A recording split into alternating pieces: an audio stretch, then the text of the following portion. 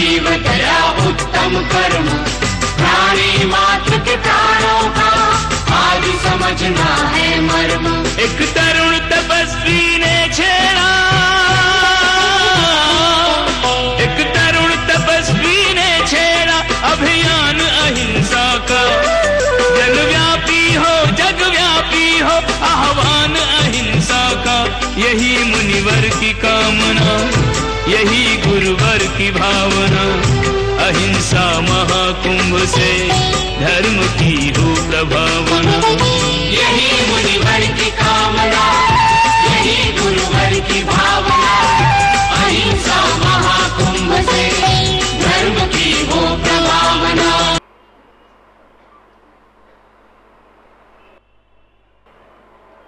एक तो घर आने में घंटा भर लेट हो गया था, उसको मार्केट जाना था, उसकी प्लानिंग फेल हो चुकी थी। इंतजार करते करते उसका पारा चढ़ता जा रहा था, चढ़ता जा रहा था, चढ़ता जा रहा था। फिर बाजार से कुछ सामान लाने को कहा था, पति ने कहा मैं तो भूल ही गया। उसका पारा 7वें आसमान पर पहुंच गया। जैसे ही पति घर पहुंचता है बड़बड़ाना शुरू करती है, ये भी कोई आने का वक्त है ना, समय देखते हो ना, दिन देखते हो ना, टाइम देखते हो। आज मुझे अपनी सहेली के साथ मार्केट जाना था, मेरा सारा बना बनाया प्रोग्राम तुमने चौपट कर दिया। और बाजार से जो सामान लाने को कहा था वो भी भूल जाते हो, हमेशा ही भूल जाया करते हो। तुम्हारी माँ कुछ लाने को कहती वो कभी नहीं भूलते हो, मैं कभी भी कुछ कहती हूँ उसको जरूर। बड़बड़ाई बड़बड़ाई, चीखी चिल्लाई। पति समझ गया कि चुप रहने में ही भलाई, चुप रहा, शांत रहा। समझदार पति था, चुप रहा। पत्नी बड़बड़ाती गई कि भोजन बना करके रखा है, घड़ी देखिए जरा, आने का टाइम देखिए, 6 बजे आना था, 8 बज रहे हैं, 8 बजे आना था, 10 बजे आना था, 12 बज रहे हैं, ये कोई आने का वक्त है? 2 बार भोजन बना करके रख चुकी हूँ, भोजन ठंडा हो चुका है, तीसरी बार फिर रख दिया है, वो रखा है निकाल के खा लो। अरे बाप रे, रखा है निकाल के खा लो। पति चुप रहा। अब बोली अगर पति भी ऐसा ही इस वक्त हो जाए तो महाभारत से भी कोई बड़ी भारत है वो वाली। पति शांत रहा। पत्नी ने गुस्से में पति के लिए भोजन परोसा, थाली परोसी और परोस करके थाली को यूं धक्का दिया, खाओ। पति ने भोजन करना शुरू किया, देखा तो भोजन बिल्कुल ठंडा था। 2 गिलास मुश्किल से खाया। पति उठा, थाली उठाई और पत्नी के सिर पर रख दी। पत्नी ने कहा ये क्या मजाक है? बोले भोजन थोड़ा ठंडा है, गरम कर रहा है।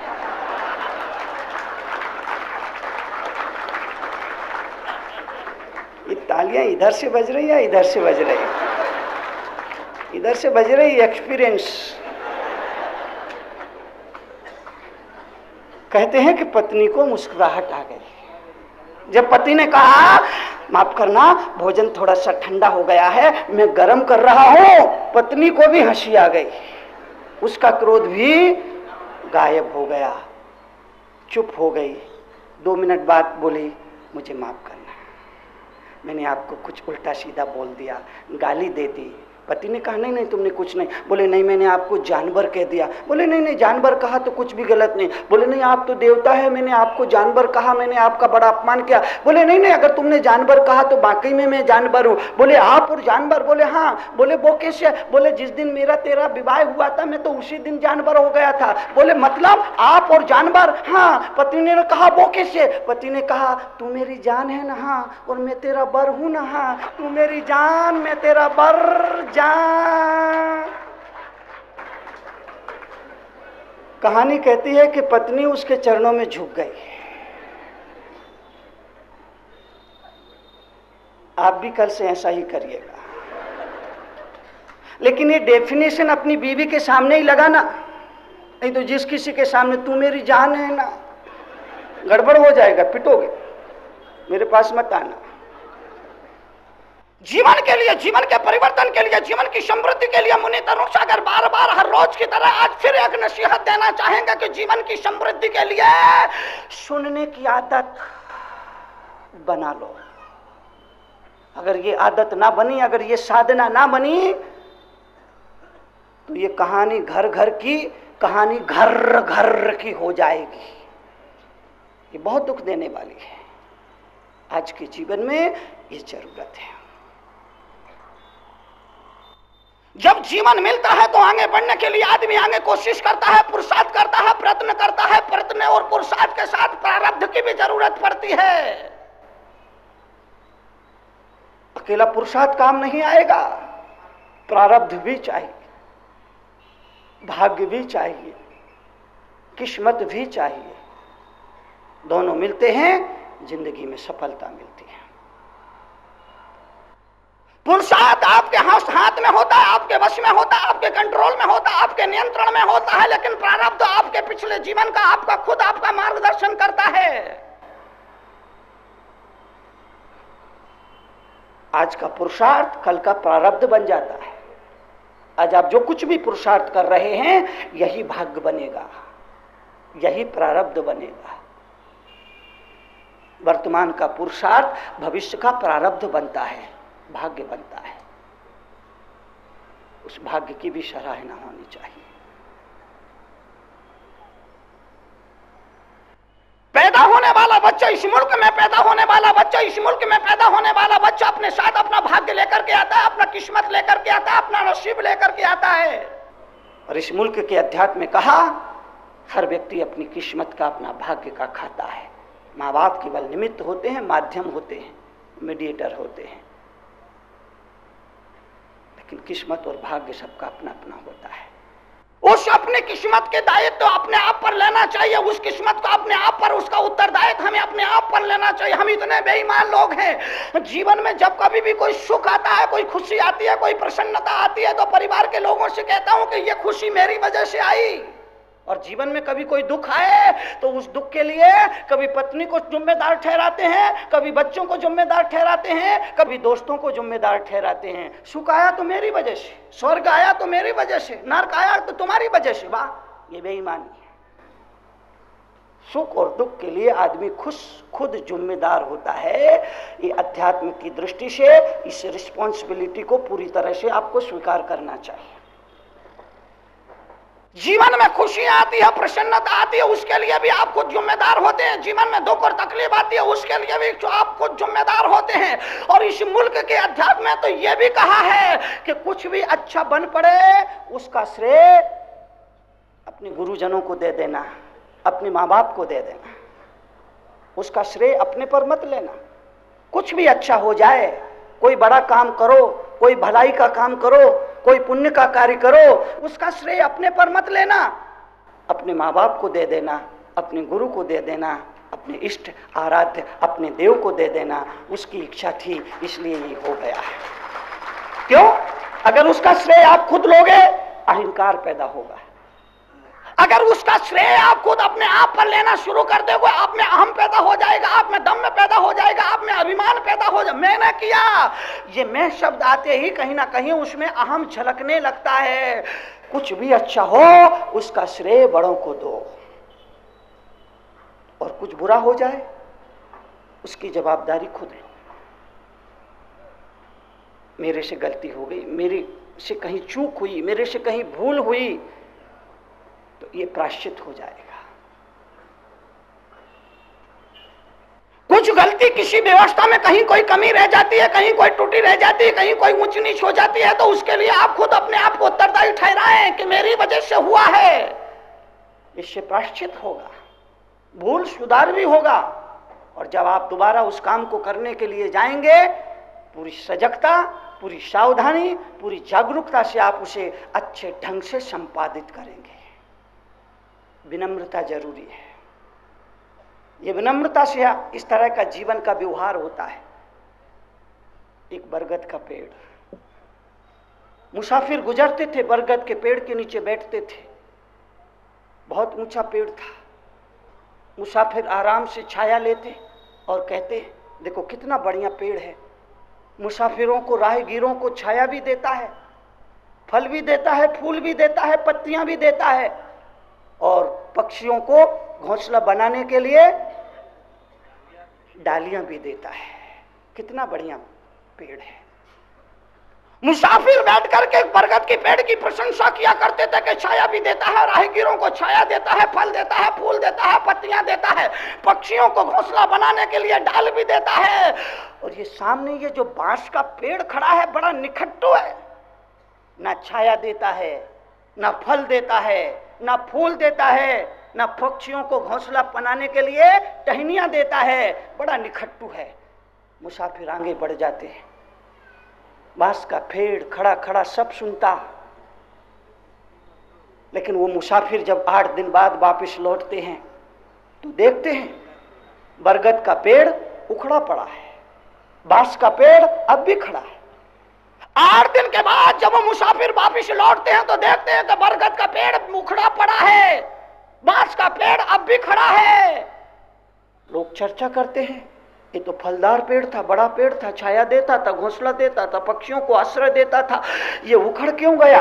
और ये बांस का पेड़ कुछ भी नहीं देता था, ये अब भी खड़ा क्यों है?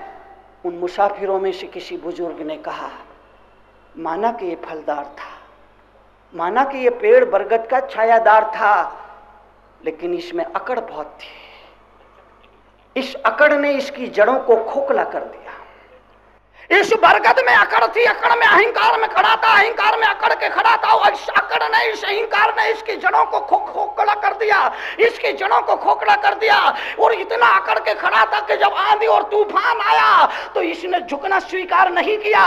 अकड़ में खड़ा हुआ था और आंधी तूफान आया, उससे संघर्ष किया और उस आंधी तूफान ने इसको जड़ से उखाड़ करके फेंक दिया। ये बेचारा बांस का पेड़ बहुत गरीब है, न फल है, न फूल है, न पत्ते हैं, टहनियां है, न घोंसला है, लेकिन जब जब आंधी और तूफान आए ये बांस का पेड़ उनके स्वागत में झुक झुक करके प्रणाम करता रहा, हाथ जोड़ करके सलाम करता रहा, नमस्कार करता रहा, उनकी अगवानी करता रहा। और आंधी और तूफान भी इस बांस का पेड़ कुछ बिगाड़ नहीं पाए। यही जीवन के लिए एक मार्मिक संदेश हो सकता है। आदमी ऊंचाइयों पर पहुंच जाए फिर भी उसके जीवन में अहंकार ना दिखे तो वो ऊंचाइयां प्रभु के द्वारा दी गई होती है। जीवन में ऊंचाइयां आ जाए फिर भी अहम ना हो, फिर भी दम ना हो, तो वो संतों के आशीर्वाद का फल होता है, वो ऋषि मुनियों के आशीर्वाद का फल होता है, वो प्रभु के प्रसाद का फल होता है। ऊंचाइयां हासिल करने के बाद भी विनम्रता हो तो ये प्रभु और सद्गुरुओं के आशीर्वाद का फल होता है। डॉक्टर वीरेंद्र हेगड़े के जीवन को आप देखिए, इतनी ऊंचाई हासिल करने के बाद भी कितनी विनम्रता, कितनी शालीनता, कितनी शुभ्रता, ये उनके जीवन का आदर्श है। इसीलिए समाज ऐसे लोगों को सम्मानित करता है, समाज ऐसे लोगों को अपना आदर्श मानता है, समाज ऐसे लोगों को अपने हाथों पर, अपनी हथेलियों पर बिठा करके रखता है कि जीवन में विनम्रता है, जीवन में शालीनता है, जीवन में समर्पण है, जीवन में शुभ्रता है और जीवन में पारदर्शिता है। यहाँ व्यक्ति की पूजा नहीं होती है, व्यक्ति के आचरण की पूजा होती है। व्यक्ति की प्रतिष्ठा उसकी प्रभाव और पद से नहीं, उसके मन की शुद्धता और समाज सेवा से होती है। ये जीवन की एक बहुत बड़ी समृद्धि के क्षण होते हैं, जीवन की एक बहुत बड़ी उपलब्धि के क्षण होते हैं। निवेदन परिवर्तन के क्षण है। एक ऐसे समाज की परिकल्पना हमें करना होगी जिस समाज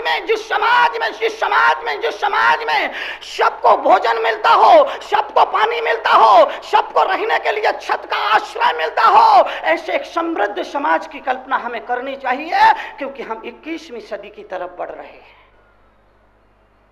जिस समाज में दहेज के लिए किसी बहू को जलाया ना जाता हो, जिस समाज में भ्रूण हत्या के नाम पर कन्या भ्रूण की हत्या ना की जाती हो। हत्या को रोक सके तो रोक ले, वरना कल राखी का पर्व खतरे में पड़ जाएगा।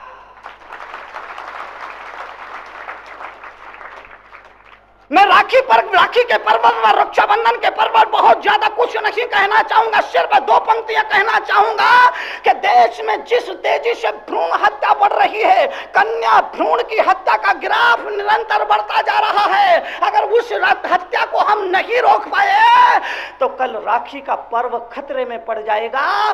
बहन ही नहीं रहेगी तो राखी कौन बांधेगा? और जब राखी ही नहीं बंधेगी तो रक्षाबंधन के मायने क्या होगा?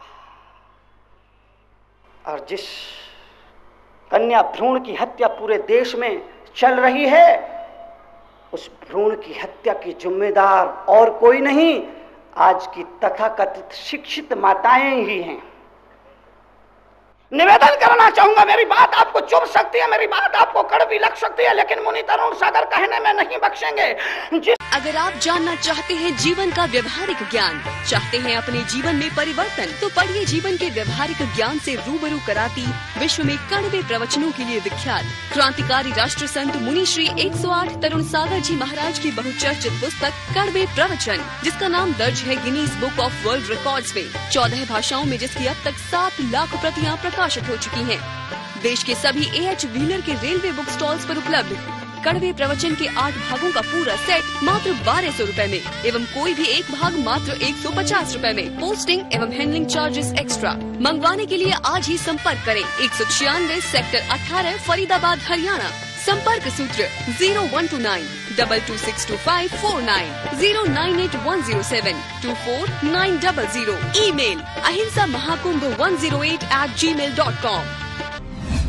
क्रांतिकारी राष्ट्र संत मुनि श्री तरुण सागर जी महाराज के क्रांतिकारी विचारों को जानने व समझने के लिए घर बैठे ही मंगवाएं अहिंसा महाकुंभ पत्रिका और मुनिश्री के विचारों को पढ़कर सुधारें अपना जीवन। अहिंसा महाकुंभ पत्रिका की आजीवन सदस्यता प्राप्त करें मात्र 2100 रुपए में। आज ही संपर्क करें अहिंसा महाकुंभ पत्रिका 196 सेक्टर 18 फरीदाबाद हरियाणा। संपर्क सूत्र 0129 226254 098 10724900।